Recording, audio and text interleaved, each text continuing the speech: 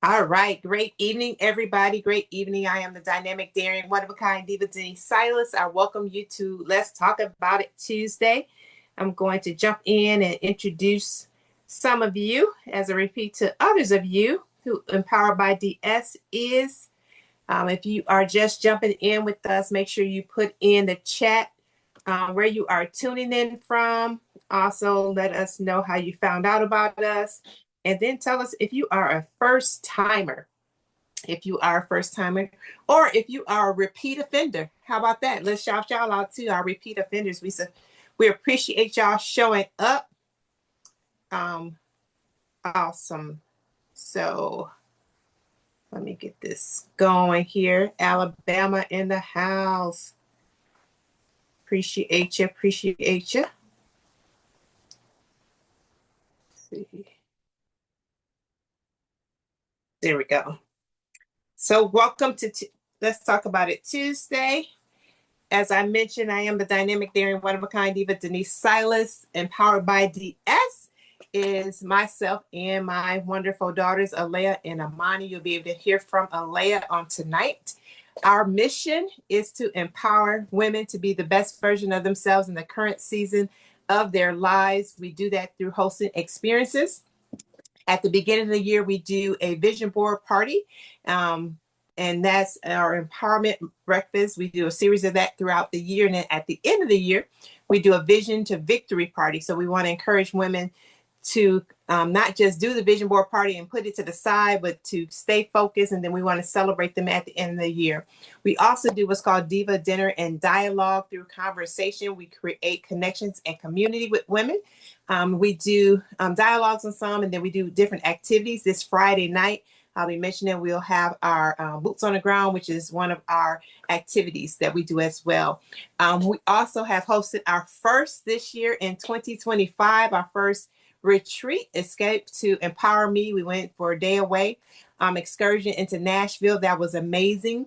And then one of our other signature events that we have that's coming up in September is our Feel the Till in Your Hottest Hill for Ovarian Cancer Awareness in memory of my sister. Some of the other things that we do is currently I have going on a devotional focusing on developing the leaders within. We are all leaders, and sometimes we just need to pay attention. We need to study a little bit more to see how we can just maximize who we are and continue to lead, first of all, ourselves, and then be able to impact other people as well. We also host an empowerment box every quarter. The purpose of that box is help women to stay focused on what's important to them, and then help them to see, through planning appropriately on that particular task to get them to see some results in the things that they want. This journal does not allow them to do anything outside of what's personal to them. So it can't be mama stuff, kids stuff, anything other than what their goals and desires are. We also have a community on Facebook. So if you're not a part of our community, the Decide Tribe, we invite you to be there. We just kind of deposit some positive motivational things. That's where we share all things that we do as well.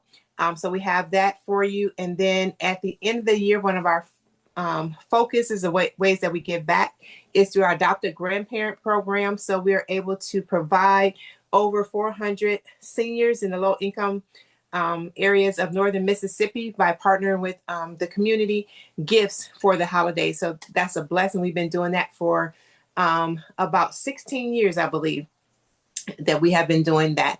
And then I offer myself group training and then one-on-one coaching also. So those are some of the things that we do. The things that we have coming up this Friday. It's not too late to join us, but this Friday is our second Boots on the Ground is back by popular demand. What's exciting about this Friday, we're kicking off the celebration of my birthday weekend. My birthday is on Sunday. So on Friday, we'll be doing that. Saturday morning, if it doesn't rain, we'll go for our walk. And then on Sunday, we'll do our fellowship. So check us out. Hope that you would participate in some shape or form this weekend. So you can still register for that. You text DDD to that number. You get more information about that. In July of next year, we're planning right now our cruise. We do a celebration of life cruise. We invite any and everyone to come and join us as we celebrate just birthdays, graduations, marriages, all those great things. Just being alive. If you just want to come hang out with us as well. And you can text travel to that number to get all the details for that. September 23rd is our annual Feel the Till in Your Hottest Heels. We're doing that along with on September 12th. Jane's Gym is hosting an event to help us raise money as well for ovarian cancer awareness. So this is an event we do every year. This is our 15th event that we're doing in memory of my sister. We've raised well over $10,000 in her honor and her memory. And so we'll invite you to come participate with us as we educate you, as well as help to raise money to find a cure for cancer. Next month. So we're finishing up, wrapping up strong with Alayah today. But next month, these are some of the topics that we have that's coming up. So August 5th is about leveraging LinkedIn. So if you are somebody who is trying to continue to expand your career, if you have a business that you want to connect with people on a more of a professional platform, LinkedIn is the place to be. And Robin is the expert on LinkedIn.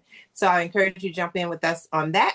If you are a college student, you know somebody who's about to graduate, they need to be on here as well, because LinkedIn is a place to find where employers are looking for good talent. So you definitely want to invite them to be on as well.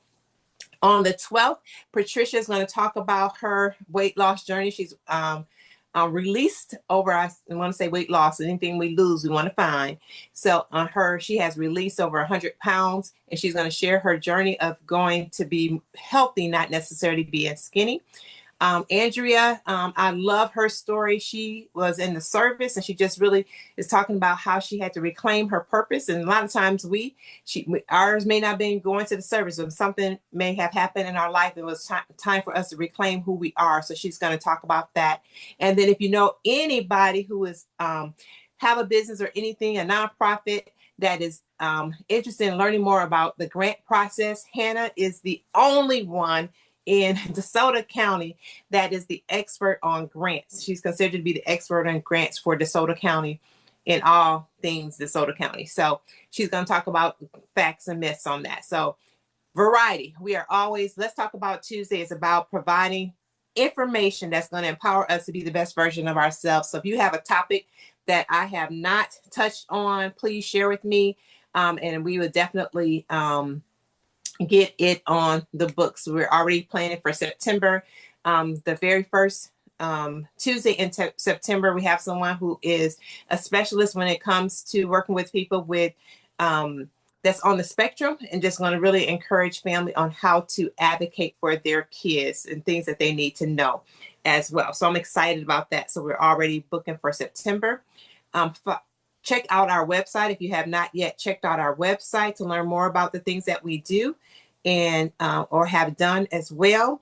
And then hit us on all social media platforms, Empowered by DS. If you want to share any topics, you can email me at empoweredbyds@gmail.com. But we're on all platforms. Make sure on Facebook that you also join our Decide Tribe. We would love to have you a part of our community as well.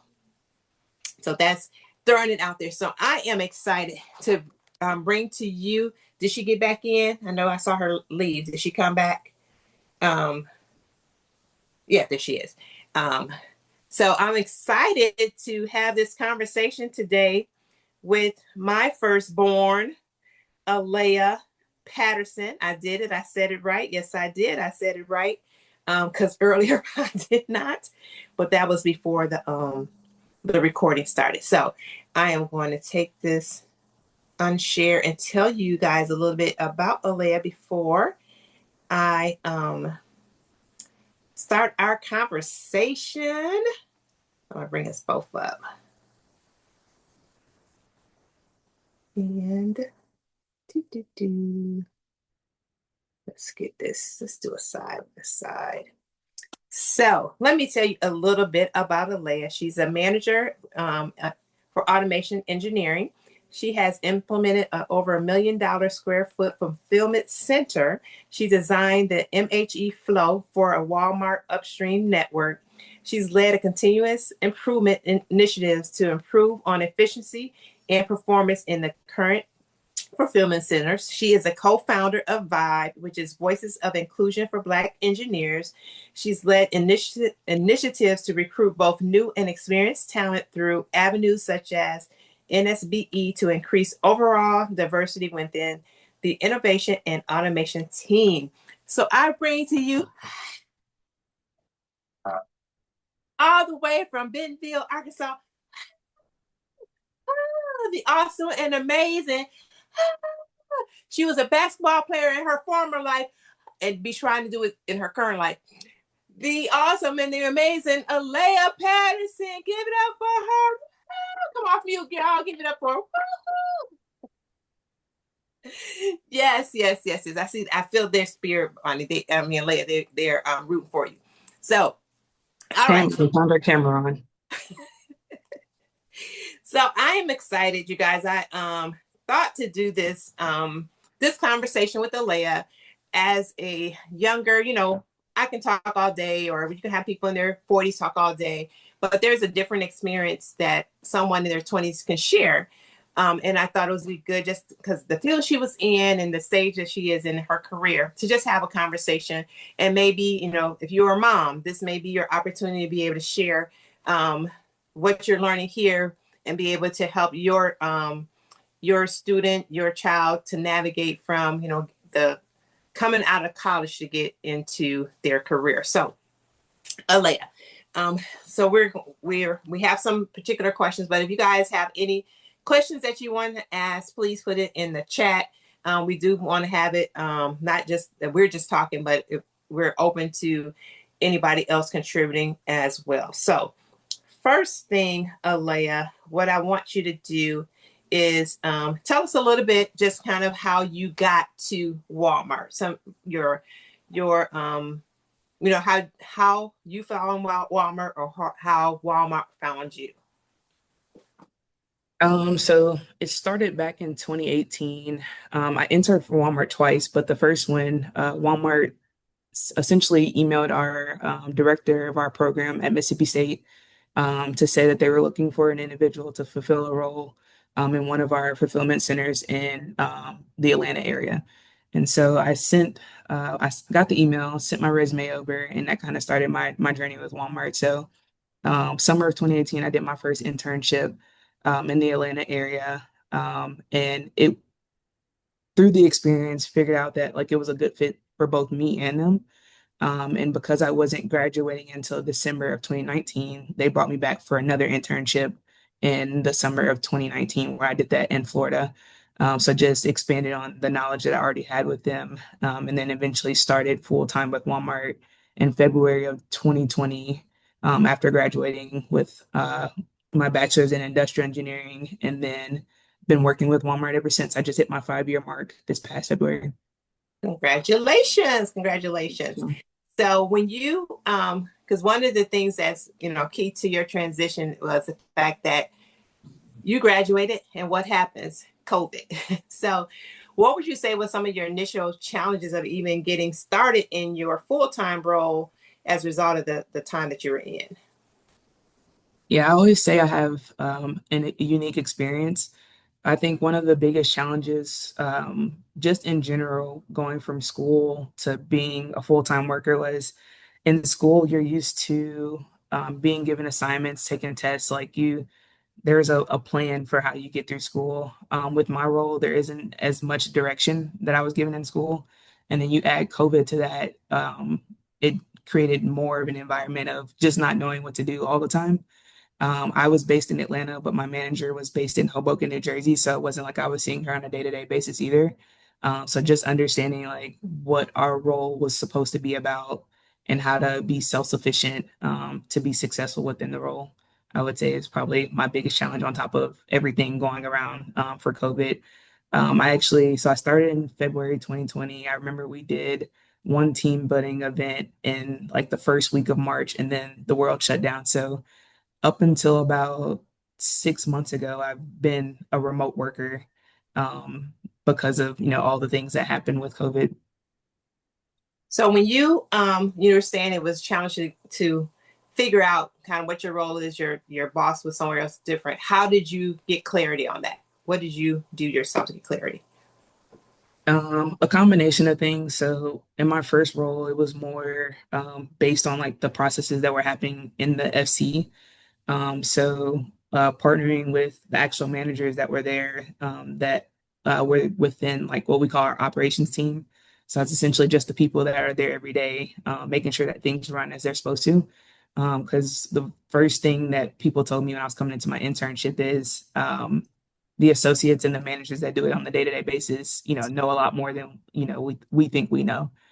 So just partnering with them to understand like what problems that I could solve is kind of what helped drive my day to day when I first got with the company. And then, of course, you add that like the touch bases and things I would have with my manager to at least confirm that I was going in the right direction when I was thinking some of the projects that I needed to work on.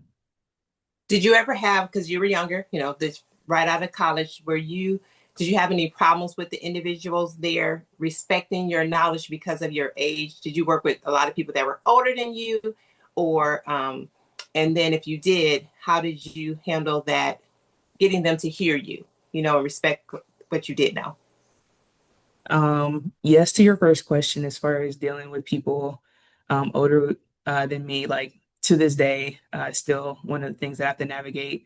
But when I first started with the company, ATL2, which is the building I was based out of, is the oldest fulfillment center that we have in our e-commerce network. So a lot of the associates there, their average time with the company was 10 plus years. And so a lot of times, you suggest something that you think they can do better after doing it for 10 years, and it works, they don't necessarily want to change anything. And so having to navigate how to show them that it was a benefit, what you're trying to introduce. A lot of times you can't lead with feelings. You have to lead with facts for people to kind of want to follow the direction that you're doing. So that was like my method of getting through it as far as knowing how to back up what I was trying to change so that I could have all the benefits, all the numbers, all the data to back it up so that they understood the direction I was coming from. So I'm bright, I take notes. I'll give you credit for this. You can't lead with feelings. You have to lead with facts. Like that. That was a good one. So that's what I'm writing down. Feelings. That should go on a t-shirt.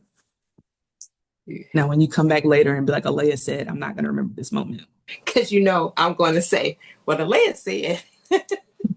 Awesome. That's good. That's good. So, because you can't fight facts, right? You can't fight facts. I love that. So as as an engineer, it's my imagination that you are one of the few African American engineers, few African American female engineers, few African American female young engineers. Like you have so many of those. How have you used that to help you? And then how has it been a challenge because of that you had to navigate through? Um, I'll start with the challenge first. Um, I'll say like through like different types of projects, I feel like it's been more prevalent that I was, one of the only ones. I know for majority of my time with Walmart, it's either been just me or maybe one other person that was African American. When I first started, it was two of us that were female, and then it kind of shifts around. But I'll use my project as an example that when I implemented the new building, um, being in the engineer world, it's already, different being a young Black woman. But when I started to cross into other worlds, so it's just like the construction team, that's where it really became obvious that, for lack of a better way of saying it, that I am different than, some of the people around me. And so a lot of that demographic are not only white men, but older white men. And so, they have certain assumptions when they see me walk in a room. So I've had on my project, I had a partner, his name was Josh. And Josh is about the same age as me, but he's a white man. So we would be in the same room.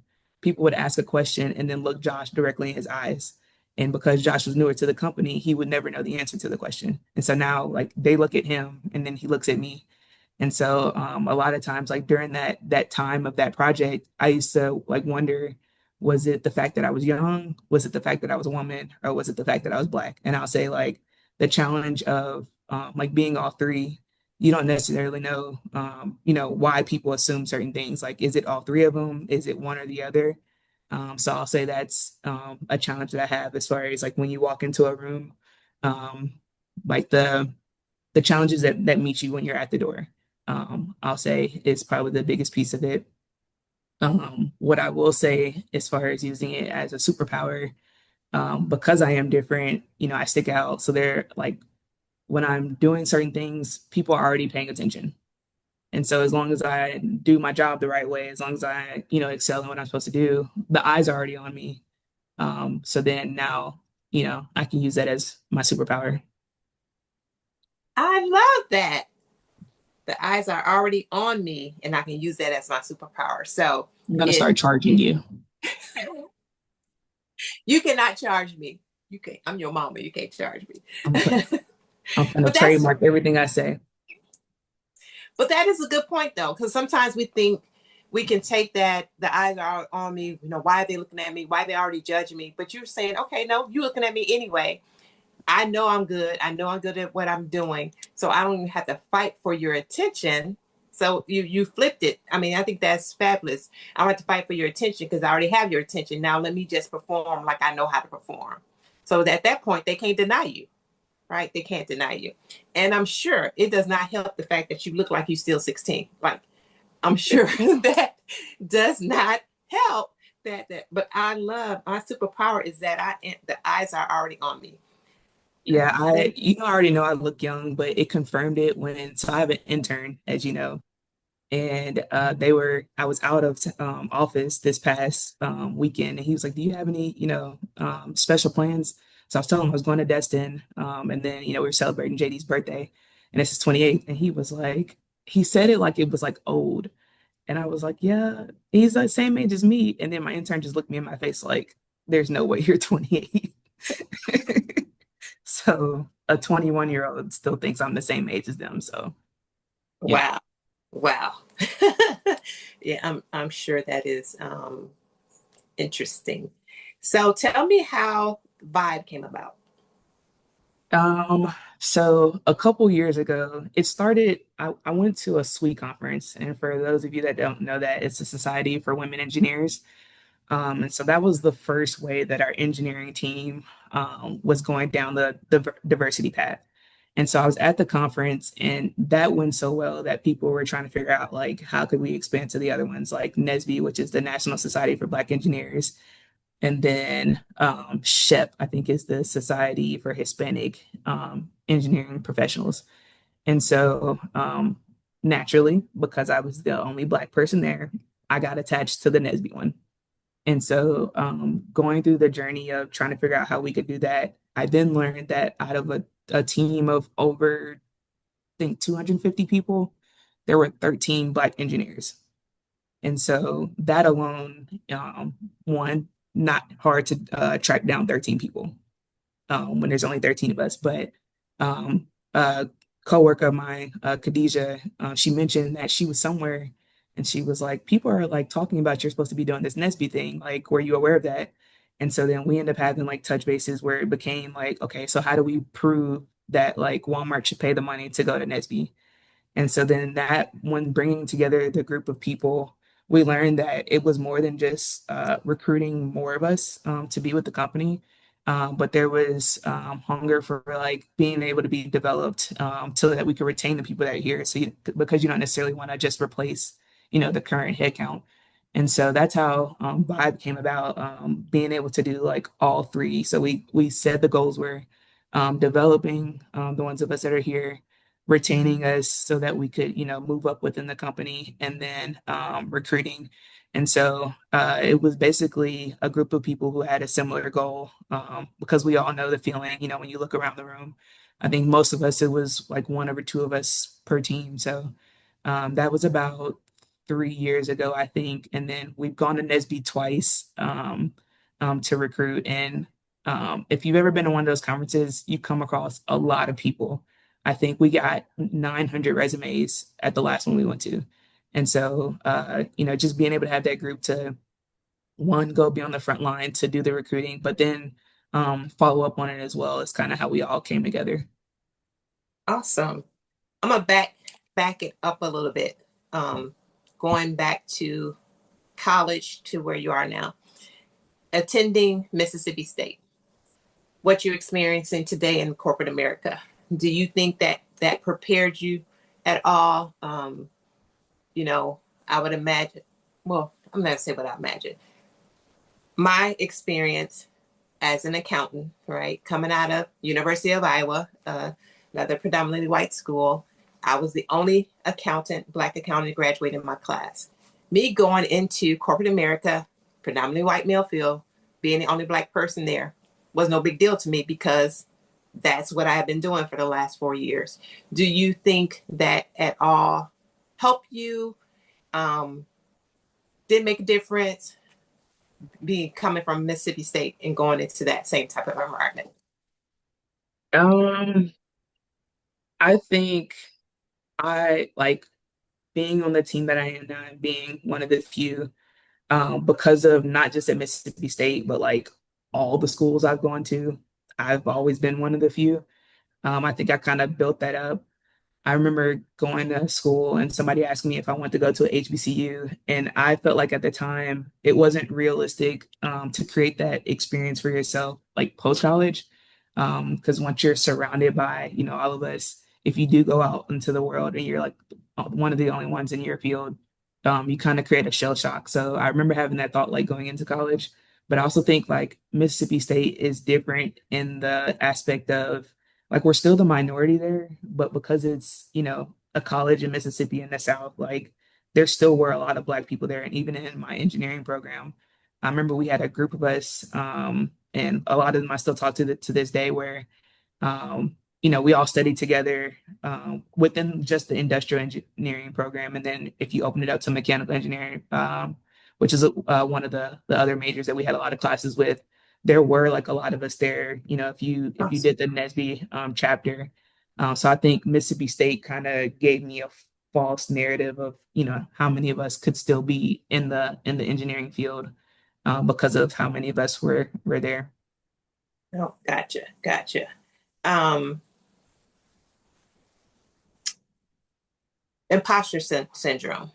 Have you ever felt that way as far as, imposter syndrome being something, in case other people don't know what it is, where you're in the field but don't feel like you belong there, don't deserve to be there? Have you ever felt that way? Yes. Okay. Um, I'll say like uh being in the field that I am, when you do look around and like you're the only one there, you start to think, and I'll give an example after this, but you start to think like, did I just get lucky? And then, when people start to talk about like diversity hires and things like that, that becomes like a thought as well. But as far as you're there's always going to be someone smarter in the room. So then, when you run into that, that starts to, create that feeling. But overall, when you have certain people who, they might come in where they already had, years of experience and they're doing the same job. So it's like with me only being an intern conversion, there's only so much knowledge I'm pulling from. And so it makes you start to think like, should I still be here? Am I good enough to go to the next role? Like I'm currently trying to get promoted. And, you see people around you get promoted, even when they start to be like younger than you. It creates that, narrative of, am I doing good enough? Should I be here? All those questions. Um,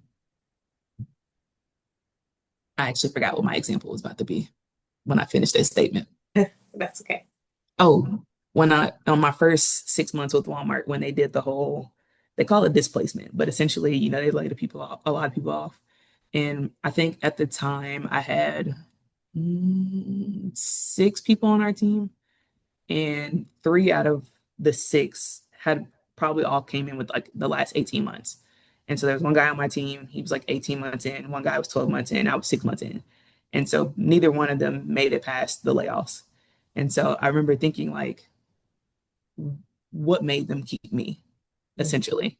Was it luck of the draw? Was it the fact that there was only two Black engineers on our team out of, I think, 40 at the time?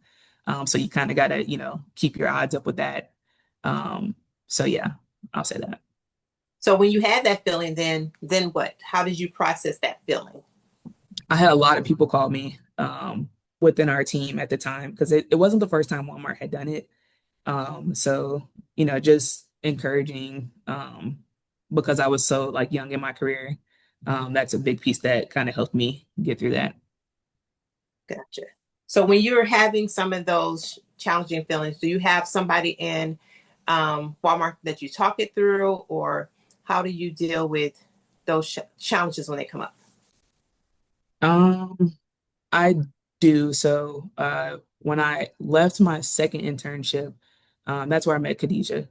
And so, leaving my second internship, I asked her to be my mentor, just as someone who like probably has been through a lot of the same things that I have, with her being a Black woman as well.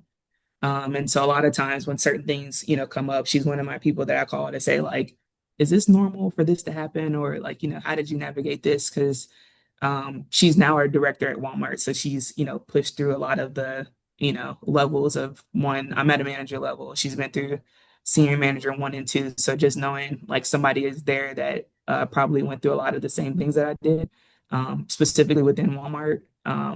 So I use her a lot as a lifeline when I want to talk through some of those things. So did she offer it to you, or you just saw her and asked her? I asked her, so my project for my second internship worked a lot with the work that she was doing. So we were literally talking like every day. And I wanted to keep that connection once I left the internship and then not knowing that I was going to be on her team when I came back to Walmart. So we worked closely for the first 2 years I was with Walmart. And then she switched teams. But then we started working together on like the vibe stuff. And then now she's become a director, but she's one of the people now. There's a few of us, but that all moved to Arkansas at the same time, and so like within that community as well. So it's kind of created that level of comfort. That, like everything doesn't have to be about business, and so like the certain feelings that you have of understanding, whether or not like it's you, is it the people, like just understanding what's actually normal as far as when you're going through the different aspects of corporate America. Awesome. So another one of these is find you a mentor. I mean, I think that's very courageous of you to ask her, because sometimes people struggle in silence or they don't know who to trust. But I'm glad that you're able to find someone. I remember when I started off in corporate America, and I might have told you Almighty this, and I remember it wasn't even when I first started. It was I think that was my third. So I think I had been in corporate for a minute and went to this one company where it was several young Black women. There was my first time I had really met a Black director, female. She sat us down and she told us specifically that she could not mentor us. Like nobody had asked her. She just offered this information because she was hoping we didn't think that she was going to show us any favoritism. We had to figure it out ourselves. Like I remember that to this day, sitting at that round table. So the fact that somebody was willing and that you were able to even have somebody that you can trust and ask, I think is very important in the process of being able to move forward, and be able to advance in corporate America. Um, so let's talk about promotion and advancement. Were you about to Got say one more something? thing. Yeah. After like my experience now, I'll say like it's important to have one that looks like you and it's important to have one that doesn't look like you.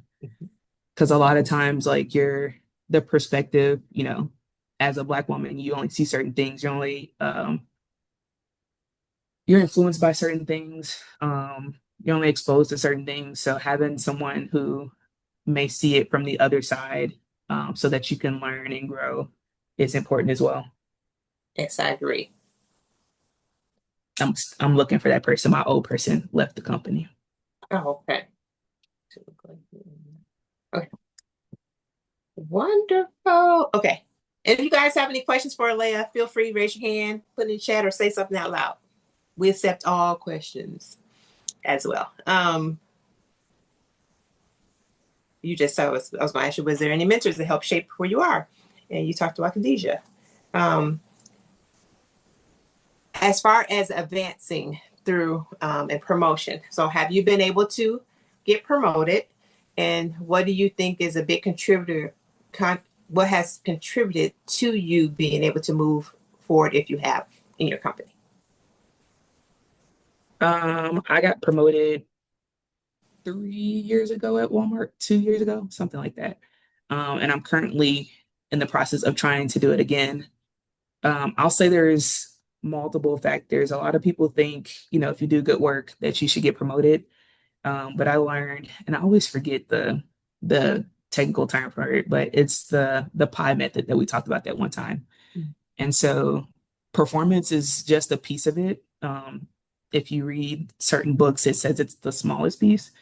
Your image is a big piece, and then your exposure. And so what I've noticed is through Walmart, like um, I don't think, 2 years ago my performance was any better than what it's doing now, but the exposure that I got, because I'll say I tried to get promoted right before moving to Arkansas a few months back. And one of the pieces of feedback I got was I didn't have enough exposure. And so the pattern I've noticed is like the type of work you're working on has a big stake in it as well. The more interested people are in your work or the project that you're doing, the more they pay attention and the more exposure you get. So leading up until like last November, I could barely get my VP, in a room to be able to talk through my project. Since January, I think I've met with him more times in the last 6 months than I had in the first 4 years of my career. And so just like having that fire behind you when you have work that they're interested in, like big scopes and things like that, um, helped with that. But then also, if they're paying attention to it, that's where the performance comes in because you can't waste your opportunity that you get in front of them and then you like either present bad or you don't have bad. I mean, you don't have good information you're presenting, and then now you just wasted that opportunity for exposure. So that's a big part. And then more recently, the other one that I think is I don't want to say most important to us than some others, but like image, because some people already have certain stereotypes in the back of their head, expectations. I think are higher for us. Like you don't get away with doing the same things that somebody next to you would do. And I'll give an example of like recently I versus wearing my normal like Walmart polo and jeans to work. I've tried to do like better with that. Because that was a piece of feedback that somebody helped me with is like, they see us different, like you have to put more effort in essentially. And so there's a person that's, within our group where literally leggings and a t-shirt to work and nobody blinks twice. And she's also like a higher position. So I'll say like that's some of the things that I've learned recently that it's not just about doing good work. Like there's other pieces in it that helps you um, rise. And all of that, those may not always be fair. But that's not even what is important. I mean, the fact that, like you said, the person who wears the leggings and the t-shirt, just because somebody else is doing it doesn't mean that you should do it. So you have to always set your own expectations of excellence and still perform, because as much as we don't want to say it, just like you just said, is we're often evaluated differently, and there's certain expectations of us as well, or we have to fight against expectations that we shouldn't have, even though our performance may be at a better than somebody else. So good point. I loved when you shared with me about that pie method. And image. I mean, we just got to play the game, right? you have to play the game. They're the whoever is the ruler of the game. You got to know their rules and play by the game. If you're going to be there, you might as well get the best out of it as well. So, anything else you want to add with that about being promoted? I don't think so. Okay. I think just knowing, or I'll say one, I got to give credit to somebody else for this one though. But just because you can't get promoted where you are doesn't mean you don't deserve it. Sometimes the environment around you or, people around you, there's something working against you that you don't know about. But that doesn't mean you're not good enough for the next role. Right. So when that happens, how have you navigated through that? When you know that you deserved it. You know you did the work, but you still didn't get it. How do you navigate through that?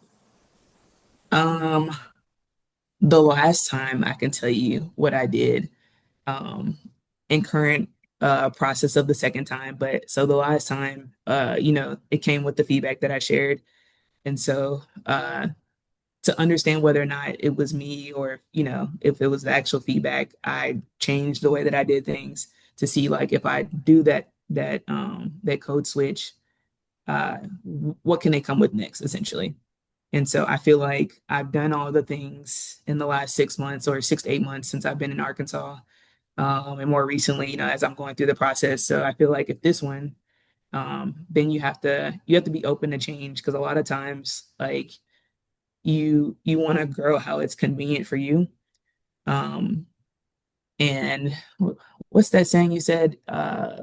Growth or success comes outside of your comfort zone. Yes. And so if in your comfort zone you didn't get the role, that means you need to step out your comfort zone. That means something's out there that you have to be willing to go get, um, to grow, to succeed. Um, so yeah.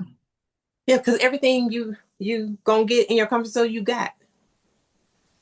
Just as simple as that. Everything that you're going to get, you got in the comfort zone. So the stuff that you want that you have not received is outside of the comfort zone. So what do you have to do that you have not been willing to do to get to it?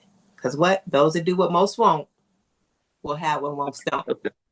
So I mean, but figuring that out, and sometimes it's not, like I said, it's not fair, but sometimes it's you got to be willing to say, okay, have I, do that self check. Have I did what I need to do? Have I, you know, I did the performance. I did the my image. I'm now having the exposure. Now what? If I met and rise, and then having a mentor helps you to evaluate that as well. I was having a conversation with somebody on Sunday at church, and um, she had a project that she had. She missed the bid on the next one to get it back. And what happened was she got comfortable. She did not do her certifications or anything. So now she has to go back and do all that stuff. So I said, okay, so they won't catch you slipping next time. Like, go get all the stuff, go do the things so that you can say, I did my part and I'm going to be undeniable. So, what do you ask yourself? What do you need to do to be undeniable so that you won't? So, you change those things and you're ready. I'm excited to see what happens. Um, let's see what else we have. Anybody have any questions, comments? But question in the chat. Have you dealt with obvious jealousy on the job? Mm, that's a good question. I don't know if I've dealt with obvious jealousy. I've seen other people go through it where you could tell, that like somebody was trying to compete with the other person, but the other person wasn't like stunning that one. So there would be like friction in certain meetings.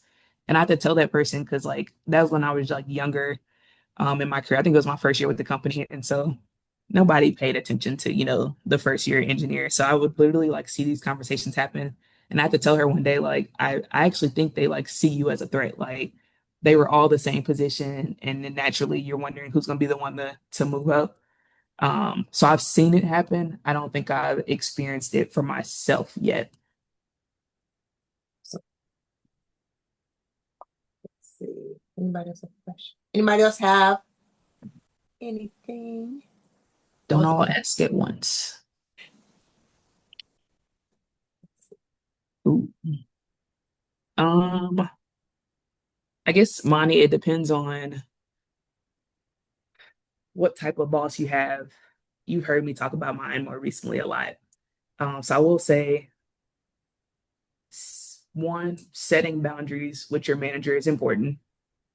Um, Two, being able to give feedback, because he's actually told us this, like managing your manager is important. So if there's certain things or certain things you don't like, certain things you think that work for you, that you've had in other managers, being willing to have that open conversation, because every quarter we have touch bases where they're giving feedback to you, and it should be an open door where it goes both ways.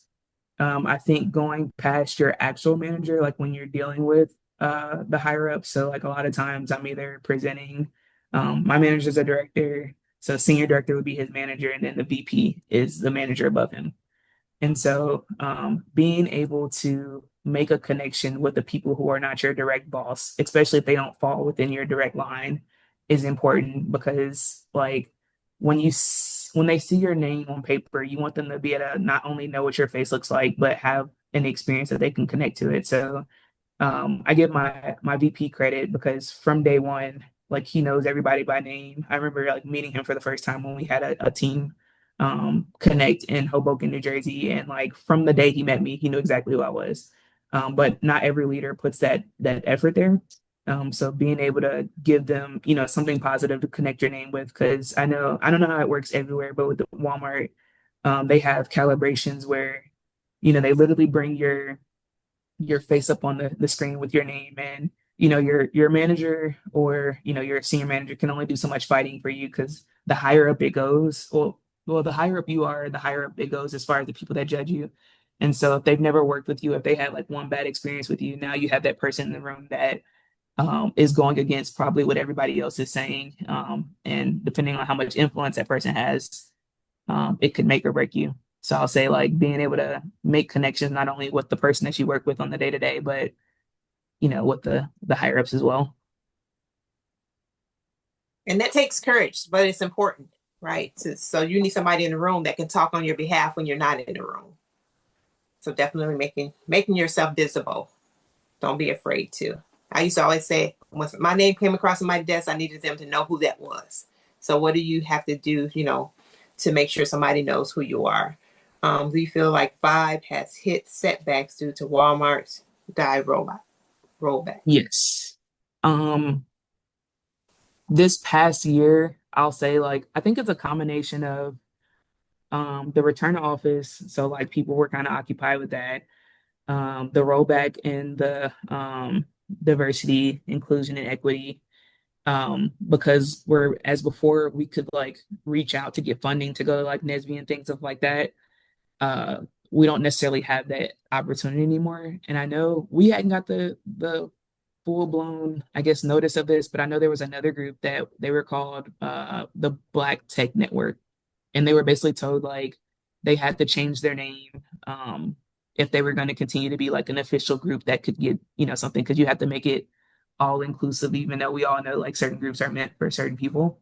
So I think that kind of slowed us down because we didn't go to NSB this past year, and I feel like the support of it has dipped a little bit. Yes.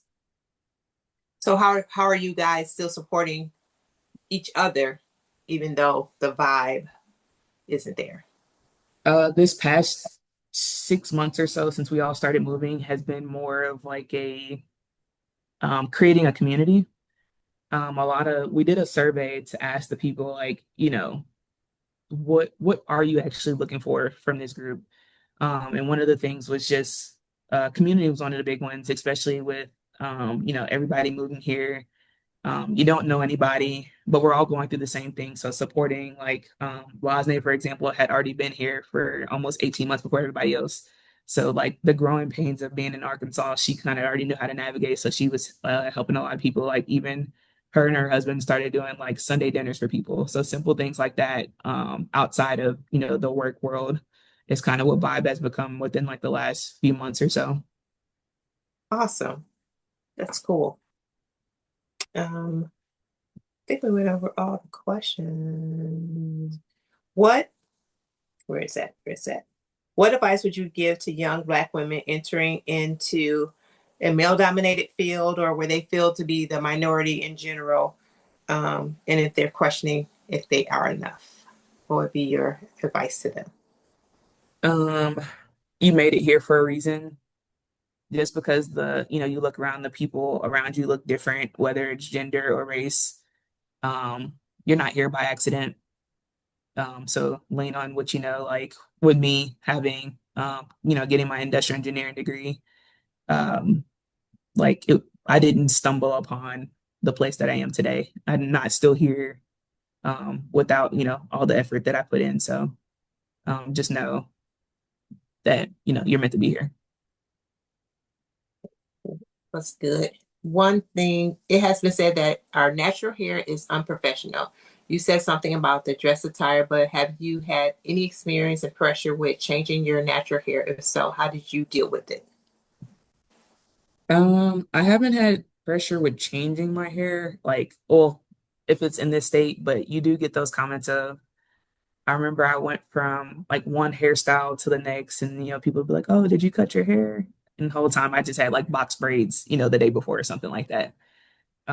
So there's a lot we always talk about, like when you change your hair, how many people like have something to say about it.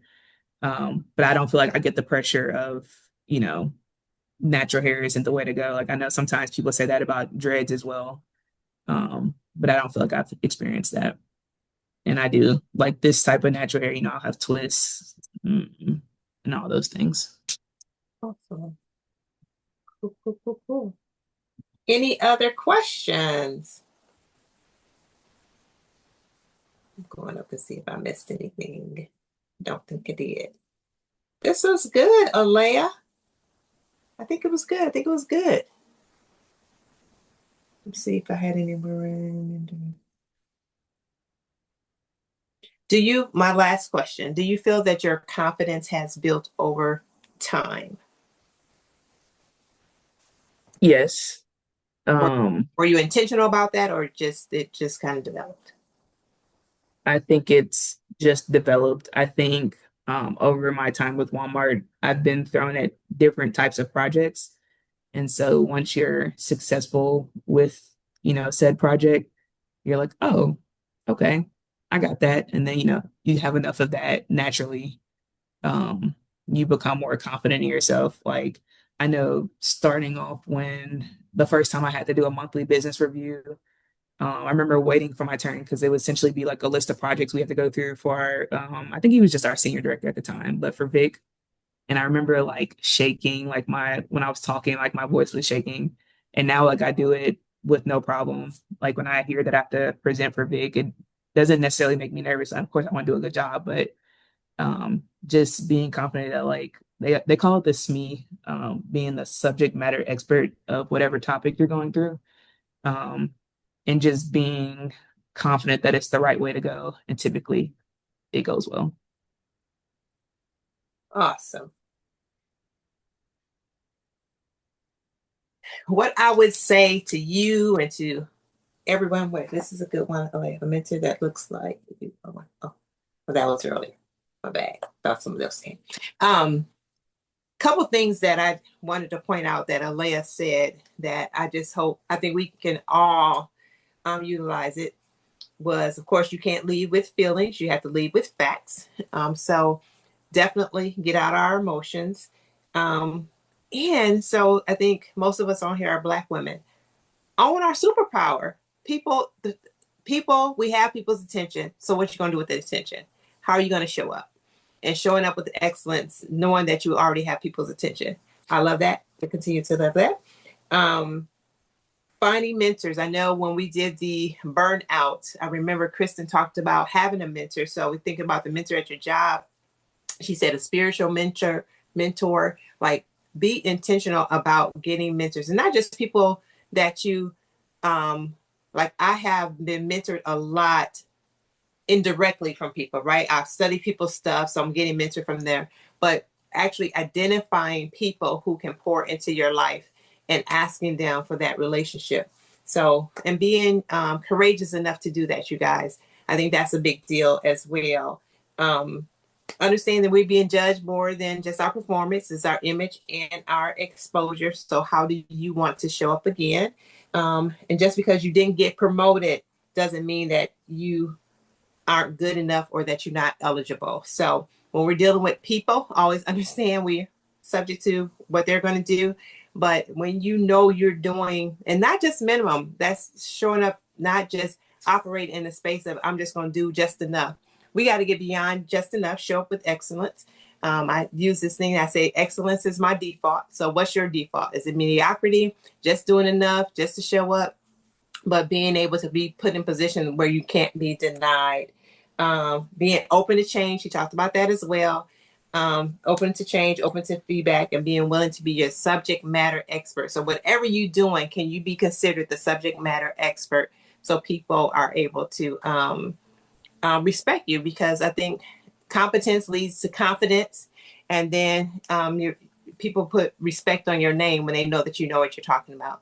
And I was reading something the other day, the more questions you ask, and how you ask your questions actually also is how people respect who you are based on how you are trying to figure out more and learn more about what's happening. So that as well. So anybody else have any comments? Do you have any last words, Alayah, as we I want to see if you can finish the statement.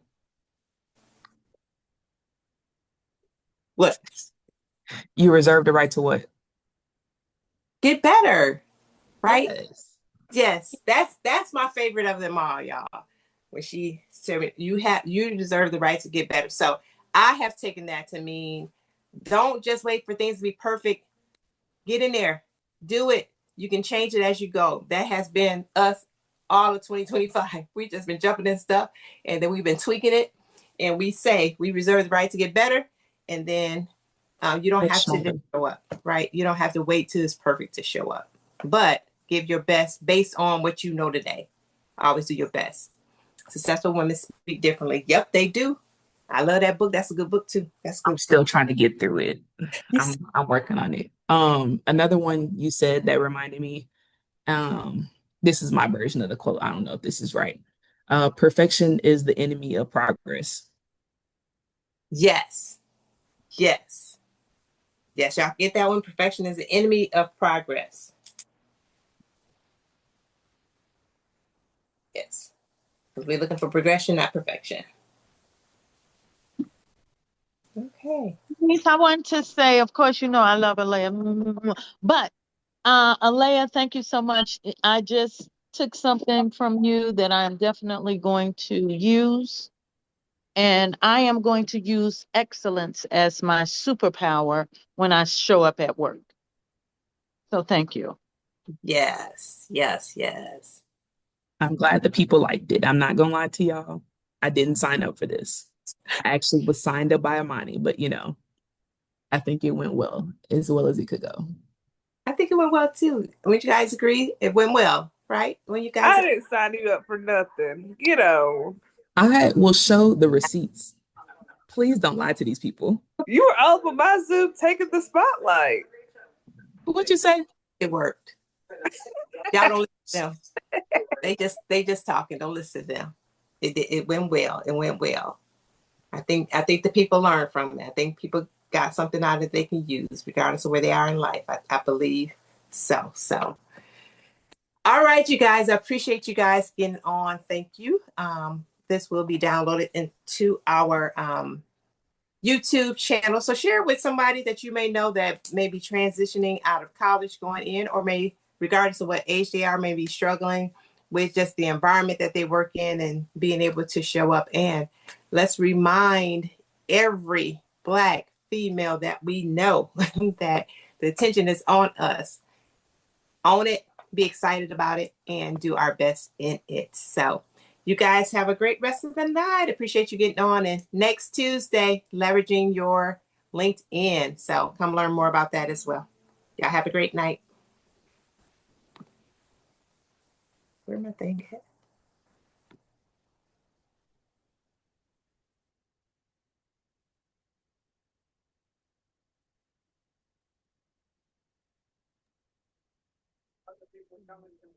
Denise, stay on.